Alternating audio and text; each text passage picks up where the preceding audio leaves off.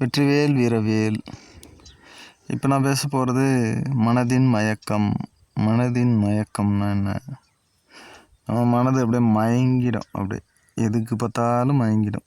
அதனால தான் அதுக்கு பேர் மனதின் மயக்கம். ஒரு தெளிவான நிலைக்கு மனம் வர விரும்புறதில்ல. ஒரு மயக்கத்திலே இருக்கணும். எதையாவது ஒரு மயக்கம் இருந்துக்கிட்டே இருக்கணும். எந்த ஒரு மயக்கமற்ற நிலைன்னா சிந்தனையற்ற நிலை, அமைதியான நிலை. அந்த நிலைக்கு வரவே வராது இந்த மனம். இந்த மனம் மயக்கத்திலே இருக்கும். ஏதாவது ஒரு மயக்கம். இந்த மயக்கம்னா இப்போ பார்த்தீங்கன்னா, இப்போ அது சொந்த பந்தமாக கூட இருக்கலாம், இல்லை பொருள் மீது ஆசை கொண்டு இருக்கலாம், இல்லை கோவத்தின் மேலே விருப்பம் கொண்டு இருக்கலாம். கோவத்தின் மேலே விருப்பம்னா உங்களுக்கு கோவம் வரும், ஆனால் அந்த கோவத்து மேலே விருப்பம் அதிகமாக இருக்கும். கோவத்து மேலேனா இப்போ கோவத்தை கட்டுப்படுத்துறதன் மூலமாக என்ன பார்த்தீங்கன்னா உங்களுக்கு கஷ்டமாக இருக்கும். கட்டுப்படுத்தும் போது உங்களுக்கு அதுக்கு ரொம்ப கடினம். அப்போ என்ன பண்ணுறீங்க, அது மேலே ஒரு மயக்கம். இந்த கோவப்படுறது மேலே ஒரு மயக்கம். ஏன் கோவப்படாமல் இருந்து பாருங்களேன், என்ன ஆகுதுன்னு பார்க்கலாம். ஏன்னா நல்லா இருக்காது. கோவப்படாமல் அது கட்டுப்படுத்தி வைக்கிறது மனதுக்கு ரொம்ப இறுக்கமாக இருக்கும். அது நல்லா இருக்காது. அதனால் என்ன பண்ணிடுறீங்க, கோவப்பட்டே தான் ஆகணும். அப்போ இது ஒரு மயக்கம். ஆன்மீகத்தில் பார்த்தீங்கன்னா சக்தின்னுவாங்க. சக்தி வேணும், சக்தி ஏற்றிக்கிட்டு வரேன் உடம்புல அப்படின்ற மாதிரிலாம் பேசிக்கிட்டு இருப்பாங்க. சக்தின்னா சக்தின்றது ஒரு அமைதியான நிலை. அதுதான் அமைதி தான் மாபெரும் சக்தி. மாபெரும் சக்தின்னா இருக்கிறதுலே பெரிய சக்தியாக தான் அமைதியான மனநிலை. எவ்வளோ நேரம் அமைதியாக இருக்கிறீங்களோ அந்த அளவுக்கு உங்கள்கிட்ட சக்தி இருக்குதுன்னு அர்த்தம்.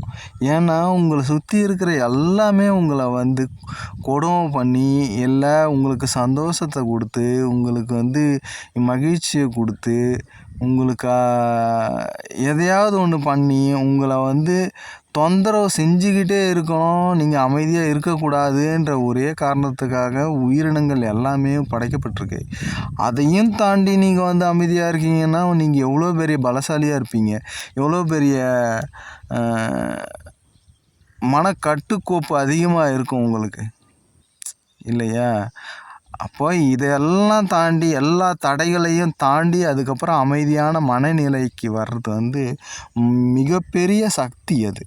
அந்த சக்தி பெறுவதுன்றது மிகவும் கடினமானது. அதனால் ஆன்மீகத்தில் இந்த சக்தி அந்த சக்தின்னு எதையாவது வித்தை காமிச்சிட்ருப்பாங்க. அதெல்லாம் பயந்துடக்கூடாது. அதை பார்த்து நம்பவும் கூடாது.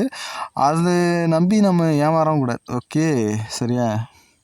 அதனால் நாம் என்ன பண்ணுறோம், ஆன்மீகத்தில் சக்தின்றதே ஒரு அமைதியான மனநிலை.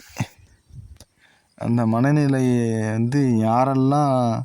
யார்கிட்டலாம் இருக்கோ அவங்கெல்லாம் மிக பெரும் சக்தி வாய்ந்தவர்கள்.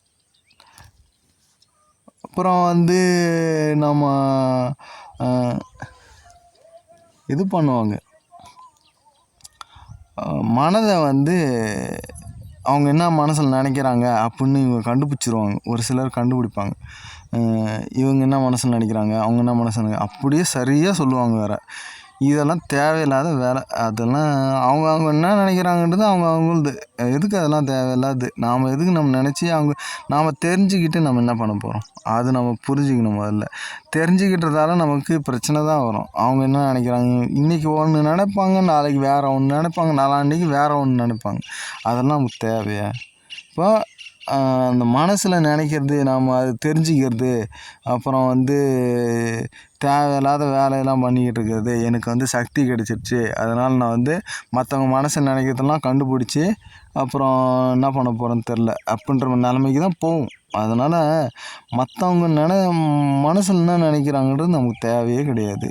நாம் என்ன பண்ணுறோம், நம்ம வாழ்க்கையில் நாம் என்ன பண்ணுறோம், அவ்வளோதான் நமக்கு தேவையானது. அதை மட்டும் செஞ்சுட்டு போகிறது தான் ஆன்மீகம். மற்றவங்க என்ன நினைக்கிறாங்க, மற்றவங்க செயல்பாடு என்ன, மற்றவங்க என்னென்ன செஞ்சுக்கிட்டு இருக்காங்க, அதெல்லாம் தேவையே கிடையாது. வெற்றிவேல் வீரவேல்.